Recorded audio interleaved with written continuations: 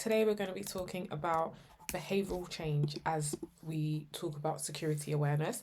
So let's start. The core message today is going to be awareness of security should improve behavior. So there should be a behavioral change following the introduction of security awareness or a security awareness campaign. You should see a reflection in change behavior following that sort of activity. So, in summary, security awareness should help people make safer decisions during work. So, when they click, share, approve, report, verify, or choose whether to take a shortcut. And I'm going to delve into some examples of this as we go further along. So, the problem is people know the rule, but they still break it. And the question I always ask is why? So, strong passwords, for example, people reuse passwords because it's easier. So, for example, if you don't have a let's say like a password manager or a biometric system, something that makes it a little or single sign on, for example, something that makes it seamless for people to have, let's say, either a singular password or something that will make logging in easier, essentially. You People might know the rule, but rather than, having a unique password for every platform, they might decide that, you know what, I'm just going to use the same password everywhere but increment it by one. So let's say happy place 52 for one password and then happy place 53 for the other, and so on. So in that situation, that's not ideal behavior because that password is easy to crack, but someone might decide to do that because it's easier. Reporting suspicious emails. Due to culture, people might look at it that, if I'm to report this, I might get a bit of a telling off, or I'll feel embarrassed or whatever it is. So they might just delete it quietly. And if you have a serious problem on your hands where there's going to be repeated attempts, you might not be able to, let's say, block the IP or whatever it is. So again, people know what they're supposed to do. They know what the reporting channels are, but they're choosing not to do it. The question you need to ask is why. Verifying payment changes. So if a long-standing supplier suddenly asks you to change the account for payments, in an ideal world, you'd be asking why and verifying before you make the change.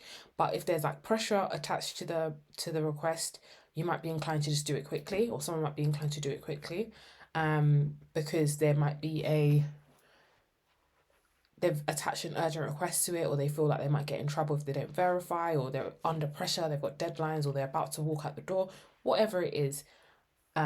Avoid unapproved tools. So a lot of companies discourage their workers from using on AI chat platforms, so like ChatGPT, Claude, Perplexity, due to data loss, and just like concerns around that. But someone might just use a personal login, so like a personal Gmail account or Yahoo account, in order to log in and get that done because it's making their job easier. And then check and share permissions. This is a really important one. So with GDPR and just data classification in general, you shouldn't really just give anyone access to everything. You need to make sure that you're going in, you're verifying that they have a genuine business justification for receiving it and they use the proper channels. But for speed, for efficiency, someone might decide to just approve it without really checking the request properly.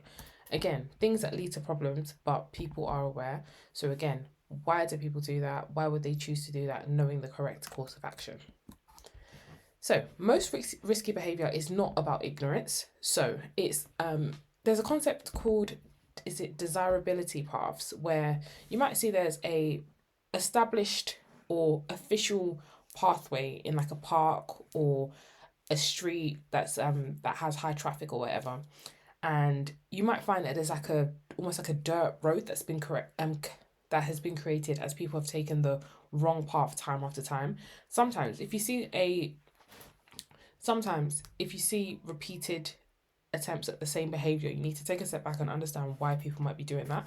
So, using the example of passwords, it's not practical for in a modern enterprise, for example, where you've got like 5, 10 programs that you use on a daily basis. It's not practical for you to have to log in each and every time. So, as cybersecurity people, we should always be looking to, where possible, we should always be looking to improve workflows so that people have an easier time following the rules.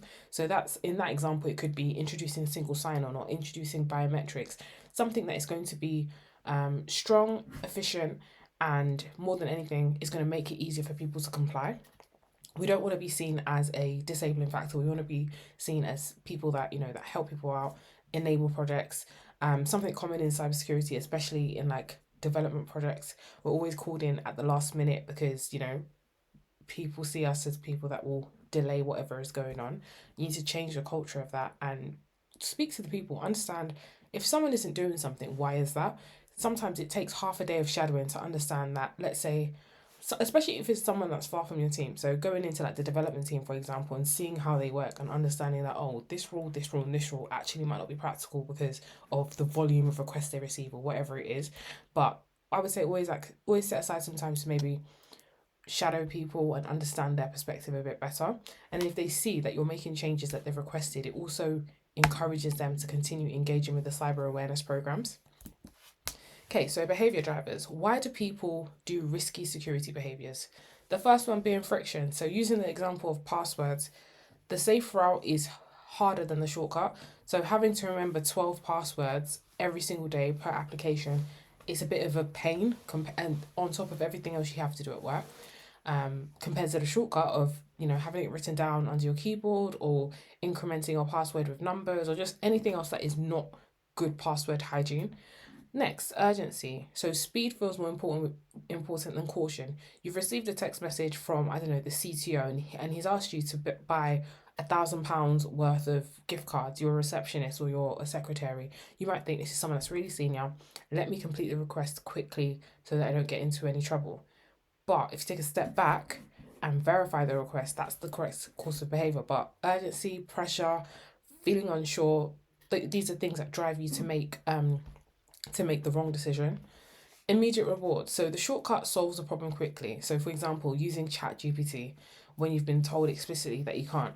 You might think that throwing in getting pieces of code or uploading source code into ChatGPT is a solution. It is a solution to an extent, but it's not helpful for the business because if anything goes wrong, you've caused a problem.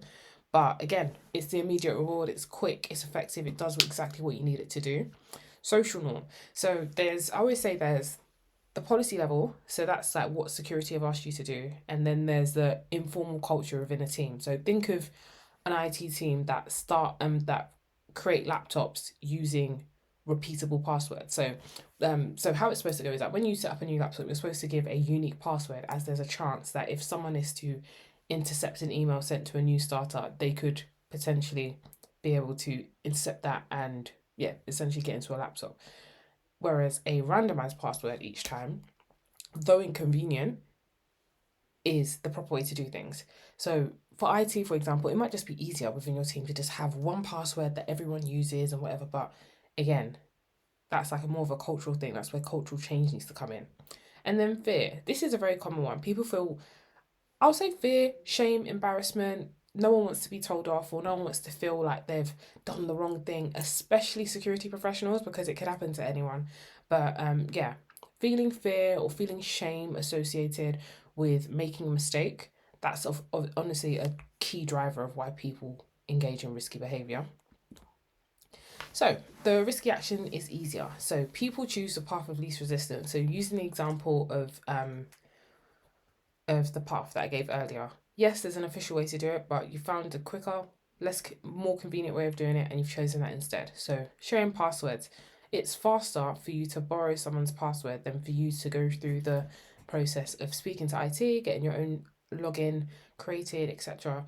But again, that's where with security awareness programs, you need to really drive home the dangers of doing it using a personal email. So it's easier than finding the approved tool. So just doing a quick task, maybe getting a couple of lines of code quickly. You probably think that's the easier, more convenient way to do things. And I understand it's just not right. Skipping supplier checks. So let's say you've got pressure on your project to deliver or complete sooner than later. It is very appealing to just speed through supplier checks and not do any due diligence just to get them onboarded. Using unapproved SaaS. Shadow IT, once again, it solves an immediate work problem, but then you're also creating dependency on this external tool that no one knows about. Sending open links. It is much easier for you to set a link to public than to segment it and deal with all those access requests coming in. So the fix for this is making the safe action easier than the unsafe shortcut. So in the password sharing example, create a process that's automated so that yes, you need to create your own account, but you can do it in half a business day. So that's where working on your SLAs internally helps. Create like an approval group that has a decent amount of people in there. So that means if someone's on holiday, if someone's in a meeting, if someone's in a workshop, you can still progress. And you need to just show employees that your processes work. When you adhere to the right things, processes work. An example of unapproved SaaS. So let's say someone has mentioned that they'd like a certain tool. Try and find them alternative or create a process for approving tools so that, again, if you identify that people really need something, you meet them halfway. Meeting people halfway shows them that it is worth engaging with the security team and it's not a waste of time, because that's what a lot of people don't like. It's easier to beg for forgiveness than ask for permission much of the time. So that's the motivation behind it sometimes as well. Two, the risk feels abstract. If the consequence feels distant, people discount the risk. There's many companies out there that ended up being out of production for weeks at a time, unable to generate any revenue because of one or two clicks. So it's important to outline the why behind why we're not supposed to be doing things. So whether that is ICO fines, ransomware, phishing, give examples that make it easy to understand why it's such a problem. And that's where using real world examples. So, your Amazon accounts, your Netflix accounts, the social engineering around those, like drive home the point. A good example I like to use is with, let's say, deposit. So, like housing. So, whether you're buying a house or renting a house, give examples of where people have been compromised. So, for example, you've received an email that says you need to direct funds into this account, whether it's your deposit, so like thousands and thousands of pounds, or rent moving forward. Give those examples to make people understand how bad things can go if they don't follow the rules, and then make sure that you're referring to actual business activities that they partake in. That's where segmenting security awareness training becomes very powerful, because people can see exactly how that impacts them. And yeah, people like to be seen in training. That's the best way to see your staff, so that they understand that, oh, it's not just a random piece of advice we're being given. There's a lot of consequences that can happen as a result. Urgency or overrides caution. So under pressure, people rely on habits and shortcuts. When people are under pressure, there's no predicting how they'll behave. So for example, an urgent invoice request, it feels so important. Let's say the CTO or like the CEO, depending on how big the firm is, sends you an urgent request. You feel like you need to do it yesterday. But you always need to drive home that it's okay to stop, verify, and check, because it's better for you to take a bit longer to do something and not make a mistake, compared to if you're to engage with like an attacker or a hacker and make a mistake. So customer deadlines is a big one. That's the reason why people often skip like the compliance, like all the red tape associated with going live and things, because there's pressure to meet customer deadlines. But even still, it's still important to really drive home the importance of taking time to pause and verify. The shortcut gives an immediate reward, so skipping the approval process, it works faster. You also, where possible, try to make it impossible for that to be a thing. So, for example, if someone wants to bypass a process and go straight to IT needs to be in the habit of saying, okay, great, yeah, I'm happy to do that, but can you create a ticket? Because by creating a ticket, you're still engaging in a process, even if it's sped up. So, we all need to sing from the same hymn sheet essentially. So rather than people, doing all these backstreet deals and stuff like that, make sure official channels are always used, even if they're used quicker, but they must always be used. Or if someone, let's say there's something urgent that needs to come through or needs to be actioned, maybe copy in a manager or copy in someone that is senior to escalate it to, so it goes to like a P1 priority, for example. So you're still engaging with the process properly, but you're just a bit quicker. The social norm is unsafe. This is where you need to be a bit more creative with finding out, like almost like boots on the ground research. You need to find out what people are actually doing, because sometimes there's an official answer that you give to like the CISO, or to like the CISO, or like quite senior people, but then as individuals, informally, you see what's happening. So I would say new starters are always a good place to start with. So just, talk to new starters, understand the messages that are being spread in different teams, and yeah, make sure that people, again, understand what they need to be doing. So if there's a near miss, frame it as a opportunity for learning. It's not it's not something that people need to be blamed for. It's not something that people need to be afraid of. Frame it as an opportunity to share it broadly. You don't need to single anyone out and say this is what so and so experienced, but you can make it a more broad learning example and say this is what almost happened. Um, this is how we fixed it, or this is what we've put in place to make sure it doesn't happen again. Learning, like these sort of learning lessons, are as much for us as for them. So make sure that they're aware of how they can avoid whatever happened or improve moving forward. And then people fear looking difficult. So some people avoid secure behavior because they don't want to slow things down or challenge someone. Keep it. It's really difficult because there's hierarchies in organizations. So use an example of the senior request. People avoid challenging authority. If you don't feel like, let's say in terms of education, if someone doesn't feel comfortable challenging something, that's the purpose of a line manager. So you can always raise it with a line manager and say, this is a request that's come in. You're not sure or whatever it is, but just don't feel pressure to just comply. And also, security should be coming from leadership downwards, so it should be a top-down approach whereby they also endorse that. So different organizations have different cultures, but it's a very reasonable expectation to be challenged once in a while if someone is not sure. So this is where culture comes in, and the senior leadership need to be very, I guess, encouraging of security culture. So it shouldn't be too much of a problem, but I do understand why someone might fear challenging someone on a request that's been made. So you can always create some scripts around how to professionally, respectfully challenge something, or just like ways of making people feel comfortable challenging that. So similar to how, if you're working in a building, you see someone without a lanyard that you don't recognize, going ahead to challenge them, that can be uncomfortable, but it's necessary and it should be encouraged in organizations. Reporting feels risky. There should be no, what's the word? There shouldn't be any negative repercussions from raising a security event, whether it's a near miss or an actual event. So as previously mentioned, there shouldn't be any someone shouldn't be told off because they've done something wrong or whatever it is, because with security culture, we want to make it an open door policy where people feel comfortable to come to you to verify those small things they're not sure about. So if you want to build that sort of culture, you have to be a no blame environment. Yes, you need to correct behavior, but people can't be penalized or whatever it is for for essentially reporting things or raising awareness on things. It needs to be clear how reporting needs to happen. So it needs to be either an email, like a mailbox, or a point of contact. I prefer mailbox because that can be manned by many people. But yeah, point of contact, whether it's security champions or just having a personal relationship with someone in the security team, having awareness of who you can speak to, whether it's like a Teams or Slack message, just to verify your concerns before going ahead. Let's say like a phishing email or something.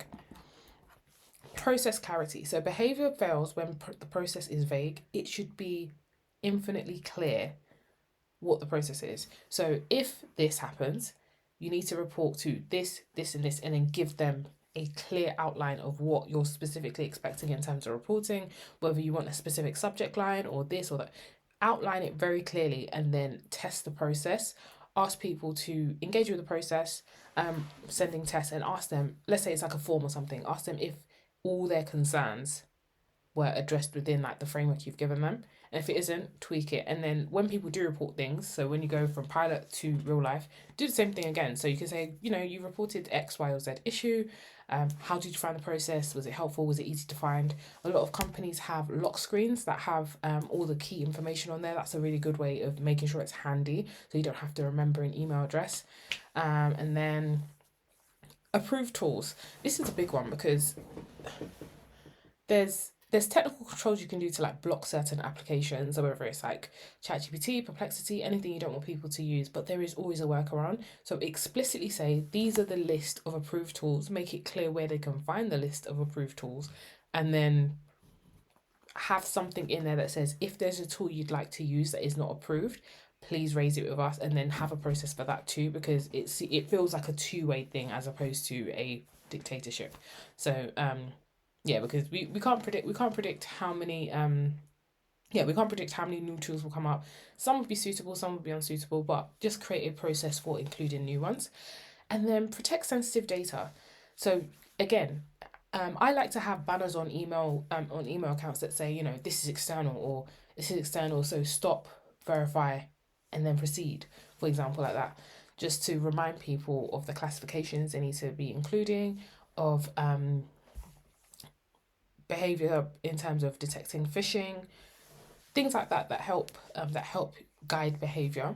So these are things that are laid on top of the security awareness training you provide. Those are like quick references, and then having, let's say, like a button for reporting phishing handy on the screen as well within email, and then following access control, following least privilege. So you only have access to what you need, even if you request access to something non-standard, making sure that you revoke access quite quickly. So having a process for that, making sure that people are aware of the why as well. So not like we're just being restrictive. There's a method behind the madness, and there's benefits of following our process. So it's all about communication, and then managing vendor risk. So relationship owners.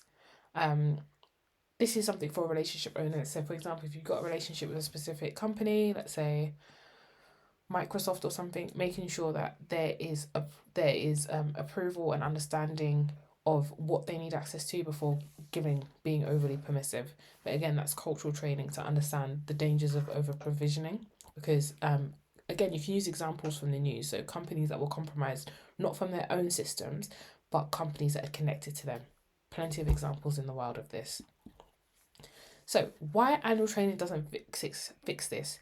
It happens too far from the behavior. So annual training can be very generic. It doesn't feel too near their work. It feels very abstract and far away. It feels like that happens to those people. That could never be me, essentially.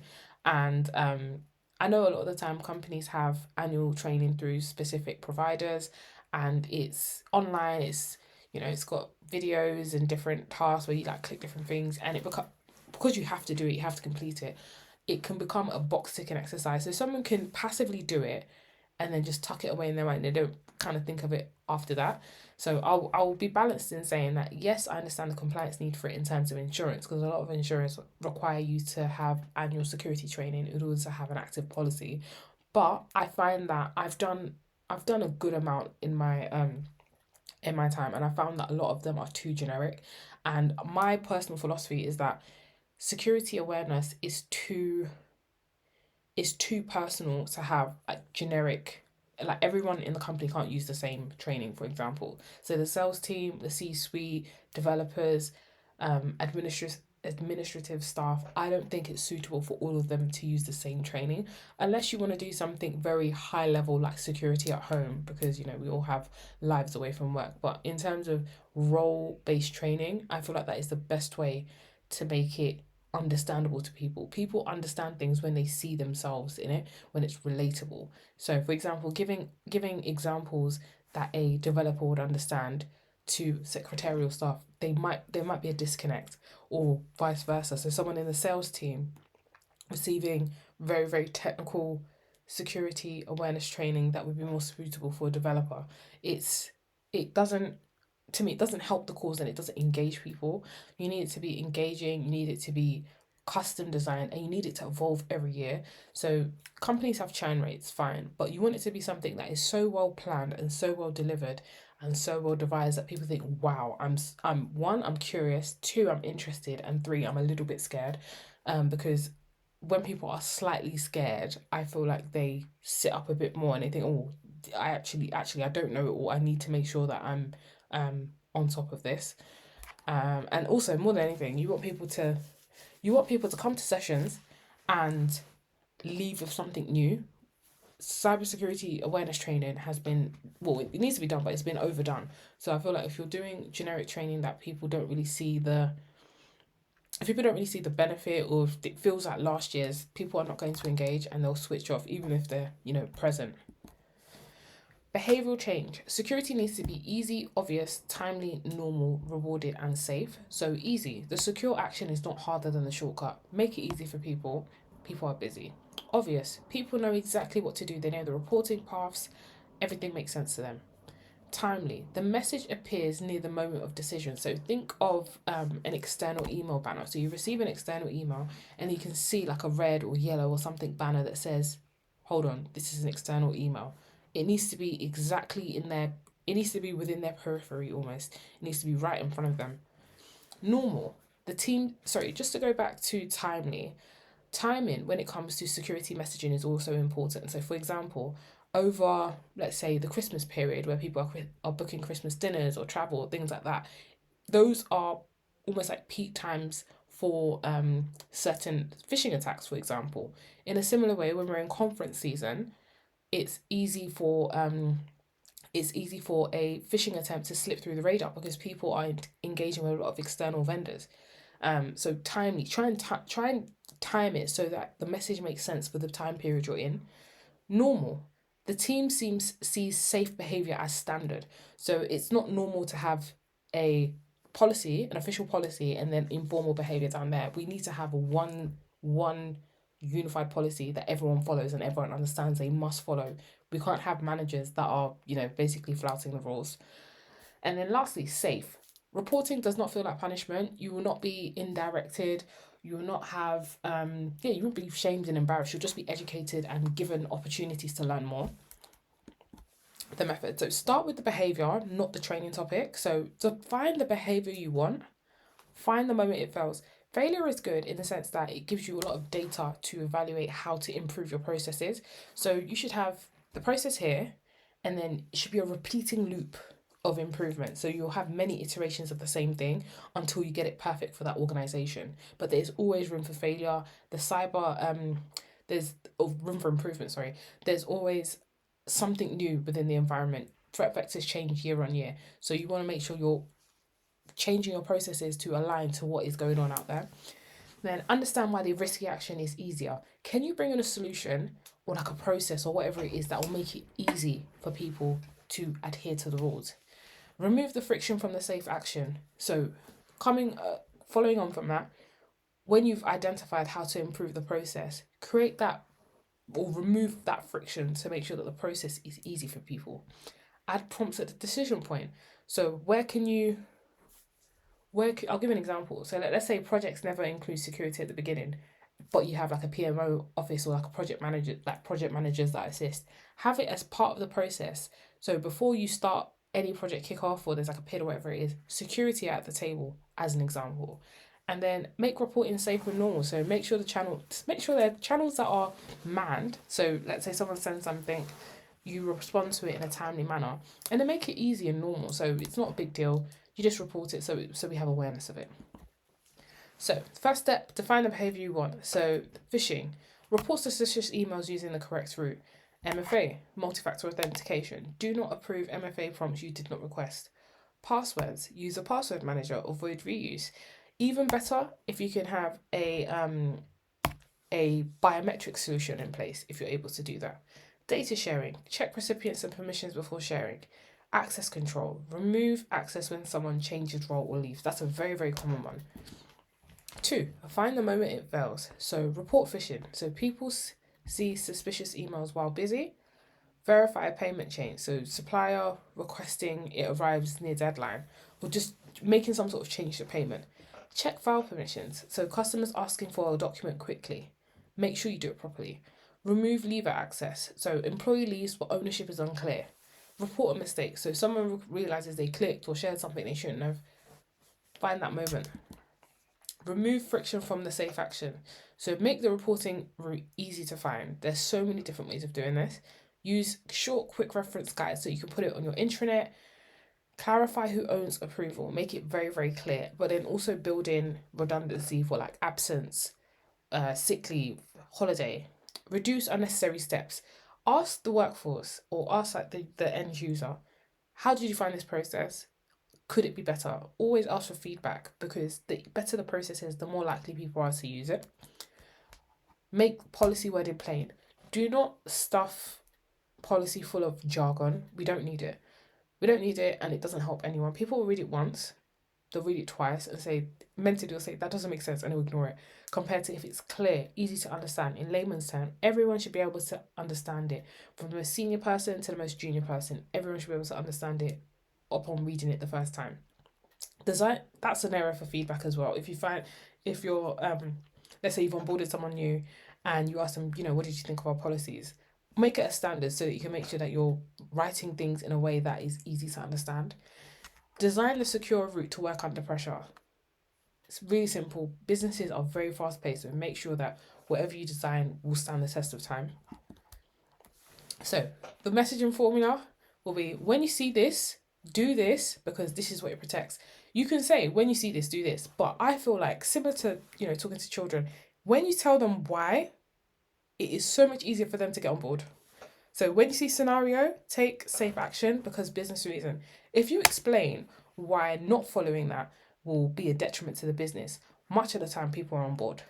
So for example, when you receive an urgent payment change request, verify it through approved supplier contact route before acting, because email requests can be impersonated. And then for good measure, you can add in an article that gives an example of that business email compromise. Step 5, make reporting safe and normal. So early reporting is responsible. Make it very clear that, the earlier you report, the better. Near misses are useful, so use it as training material. So that's a way of making sure that whatever you're reporting and whatever you're teaching is relevant, because you're using real life examples or real company examples. Mistakes should be recorded quickly. People do not need proof before escalating. So someone just recounting what they saw, let's say they deleted it by mistake or they clicked off it, whatever it is, that is still good enough. Reporting helps protect customers, colleagues, and the business. Always drive that point home. So even if it turns out to be nothing, it's still better to check rather than assuming. 5, use managers as behaviour reinforcers. Managers should be modelling secure behaviour, no excuses. It doesn't matter how much quicker it helps you get to the result. They must, they must be modelling safe behaviour. Managers use approved routes themselves. So again, be the example. And then managers do not reward shortcuts. So if someone is cutting corners, you don't reward them for it. You need to reprimand them in the same way. That should be the culture. And then managers remind teams during real work, so during like huddles or whatever it is, reminding them of, the urgent reporting, using the example of like urgent requests. Managers should be supportive of staff that want to verify things, especially if they're not sure, they might be a bit scared. They should be reinforcing the messages that the security team are sending out. Oh, and then going back, they should be challenging unsafe urgency. So if your one of your direct reports are not sure, as a manager, you should be able to reach out and understand the situation and whether they should proceed. Before and after. So awareness that teaches versus awareness that changes behaviour. So annual training only. So that's like regular prompts and reinforcement. Generic topics, so like role-based behaviours. Completion rates, so behaviour and reporting metrics. Policy heavy language, so plain English examples. Keep it simple. Security team owns, and then managers help reinforce, because security is everyone's business. You're only as strong as your weakest link. Security is everyone's business, and you need to drive that home when conducting like security awareness or communication. It is everyone's responsibility. Measurement. So what to measure instead of completion rates? Completion rates don't really tell you anything when it is easy to. I think annual security training is very, very easy to gain. So we should be looking at things like phishing report rate, because if people understand what the training has delivered, then that should be down. Time to report. So are people taking days to report, minutes, hours? That you should have maybe like average time to report. That should be very, very illuminating. Near miss reporting. If you have a lot of near misses, it's not a bad thing. It means that people are speaking up because they feel comfortable to. Repeat incidents. You should have a lower rate of repeat incidents as people learn and become more mature in cyber awareness, because you can see whether behaviour is improving. Policy exceptions trends. If you have a high number of policy exceptions, I fear you might have to revise your policy. I fear it might not be suitable for the business that you're operating, or the industry you're operating in. So policy exceptions being really high is an indication something is wrong. yeah, so keep, yes, you'll do your policy exceptions, but also keep a number of them. So the number of, you should map the policy, the number of exceptions, and then the almost like the theme of the exceptions. And that will tell you everything you need to know. And also checking how many exceptions are extended. So we don't just grant exceptions indefinitely, they're normally for a period of time. So if you find that, they've been extended again and again and again, that's a massive red flag that your policy might not be fit for purpose. The final takeaway is to design for the behavior and not the training completion. Training completion can be a tick box exercise. I understand it's necessary, but if you want real behavioral change, you need to make sure you're verifying the change in behavior. So you're tracking actual behavior, because that will tell you everything you need to know about how effective it is. So I have a security awareness training bundle that's on the website. It has the materials for not just giving you topic based security awareness program, because I wanted to build something that will stand the test of time. So I want you to be able to look at this in 10 years and still be able to use the principles I've taught for creating an engaging educational security awareness program as a whole. So you'll use the various components within the bundle for creating presentations year on year, finding good examples, measuring behavior, and having like scripts for correcting behavior or flagging things you're not sure of, etc. But that's on the website. If you have any questions, please reach out. I've left my email in the YouTube bio. But that's all I have for today. Thanks for watching.